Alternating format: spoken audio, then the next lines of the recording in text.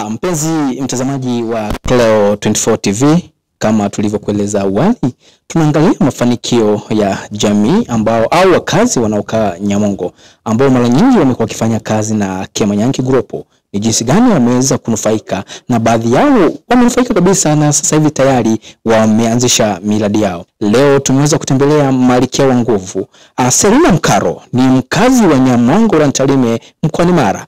Atatueleza ameweza kufanya kazi vipi, ameanzia Kemanyanki, lakini sasa hivi ameweza kupata faida, na sasa hivi ameanzisha kampuni yake ambayo anafanya mambo mbalimbali. Ataenda kueleza historia yake, amefanyaje na mpaka sasa hivi alikofikia. Kikubwa ni kuonesha ni jinsi gani wanawake wanaweza, lakini huyu ni mwanamke ambaye ameweza kudhubutu na sasa hivi amejipata. Asante sana Cleo. Kwa majina anaitwa Selina Mkaro, ni mkazi wa Nyamongo.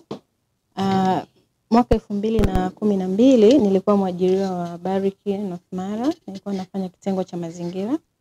Lakini 2019 niliresign, nikawa nimerudi Mwanza kwa ajili ya kufanya shughuli zangu. Nilifanya shughuli za biashara kwa mwaka mmoja, lakini baada ya hapo ilipoibuka gonjwa la corona, nilirudi tena kutafuta kazi. Kwa hiyo namshukuru sana Bwana Nicholas Mahando Mgaya ambaye ni mkurugenzi wa Kemanyanki Contractors. Kwa mara ya kwanza 2019 mwezi wa 12 nilifika ofisini kwake kwa uhitaji wa kazi. Aliniahidi kwamba atanisaidia, na baada ya hapo alinipigia simu kwa ajili ya kuja kufanya interview. Hapo ndo safari yangu ya maisha kwa mara ya pili ilianzia kurudi Nyamongo. Kwa kabila mimi ni Mchaga, lakini nimeolewa na Mkuria, Bwana Alex Daniel Rioba ambaye ni mkazi na mzaliwa wa Nyamongo. Kwa hiyo 2020 nilirudi Nyamongo kwa kuajiriwa na kampuni ya Kemanyanki kama Human Resource Manager. Nimefanya kazi Kemanyanki kama Human Resource Manager, lakini pia nilikuwa Project Manager. Kwa hiyo kwa safari hiyo ilinisaidia mimi kujijenga na kupata uzoefu zaidi wa kutafuta miradi mbalimbali. Na hapo ndipo safari yangu ya mafanikio ilipoanza kung'aa zaidi. Nakumbuka ilikuwa ni mwaka 2023 mwezi wa 8, nilikutana na bwana mmoja ambaye ni mgeni, tunawaita huko kwetu ni ma-expert, ambaye ni manager, ambaye tunaita ni site manager wa Bamboo Rock Drilling. Nilifika pale kwa ajili ya kutafuta kazi, kipindi hicho niko Kemanyanki. Nilipata mradi mmoja wa construction, tulitengeneza wash bay, na baada ya hapo nilikaa chini na manager nikamuomba kama naweza nikapata fursa ya kufanya na yeye kazi nikiwa kama personal, sio tena kampuni ya Kemanyanki. Aliniuliza nini naweza kufanya, nikamwambia ninaweza nikatengeneza kempu. By then watu wake walikuwa wanaishi guest.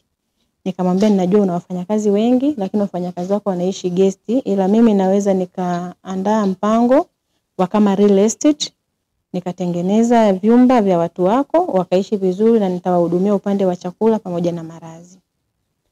Meneja yule alitikia wito wangu na akaniahidi kwamba atanitembelea aone ni eneo gani ambalo naweza nikawajengea wafanyakazi wake. Ilikuwa ni kama mwezi wa pili sasa 2024, meneja alinipigia simu akaniambia yuko tayari kuja kuangalia eneo ambalo nahitaji kuwajengea watu wake. Alipokuja nilimleta eneo moja linaitwa Nyamirama ambapo ndo huku tulipo sasa hivi. By then nilikuwa na uwanja mmoja mkubwa ambao ndo huu. Alipokuja akapaona akawa interested, akaniambia unahitaji nifanye nini ili wewe uweze kujenga hivyo vyumba. Cha kwanza nilichomwambia ni kwamba mimi kwa sasa sina mtaji, lakini utakaponipatia mkataba huo unaweza ukanisaidia mimi kwenda benki na kupata pesa. Na kweli waliandaa mkataba uliandaliwa South Africa na wakanitumia, nika-review, niliona uko sawa, nikasaini. Baada ya kusaini nilienda CRDB tawi la Nyamongo, na meneja wa CRDB namshukuru sana Bwana Dietrich Mdoe na kunishauri vizuri, na hapo ndipo nilipoanza kufanya application ya kupata mkopo wangu.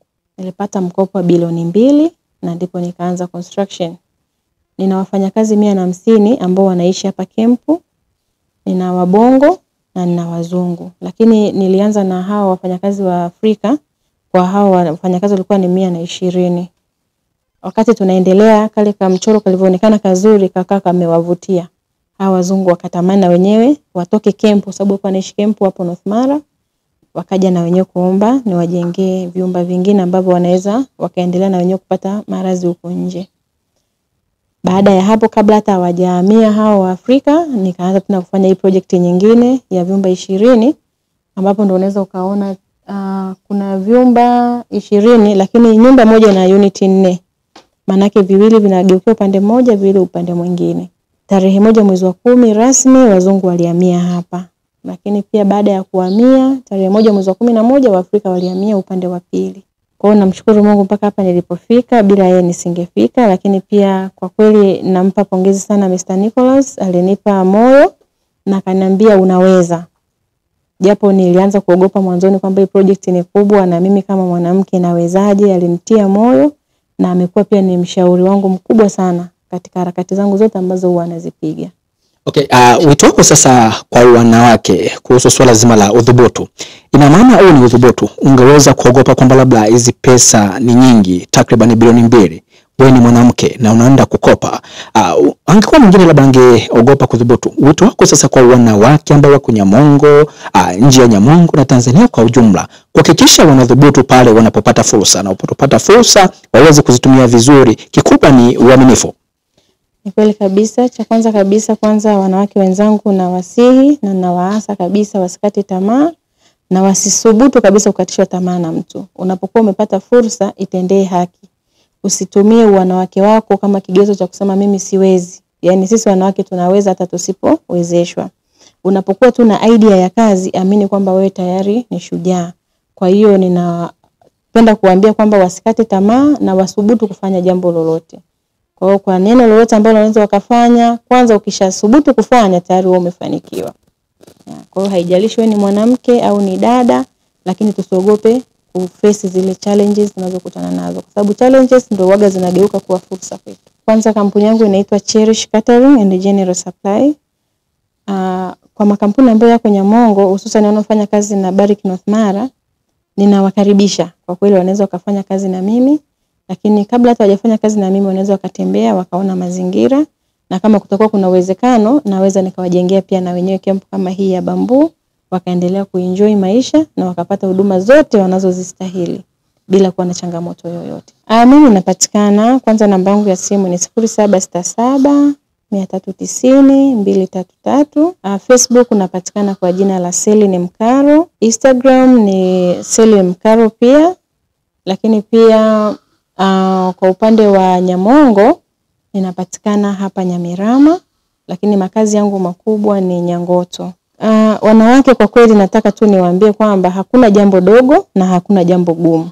Jambo lolote linawezekana kwa namna yoyote.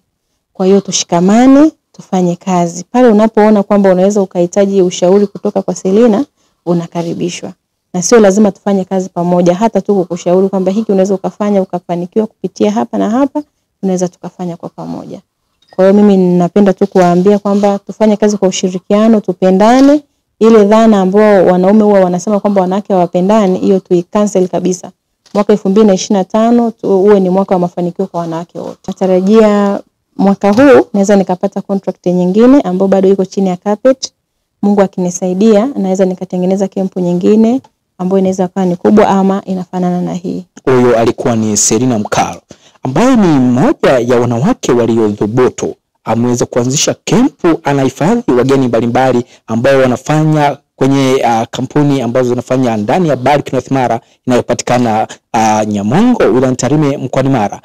Kikubwa ni kuendelea kuhamasisha wanawake kudhubutu. Tunavyojua ameweza kueleza hapo awali, ameweza kuchukua hela benki. Wengi wamekuwa wakiogopa mikopo, lakini ni jinsi gani mkopo utakavyofanyia kazi uweze kukiingiza fedha zaidi ya bilioni 2. Ameweza kukopa, yeye ni mwanamke, hajaogopa na ameweza kudhubutu.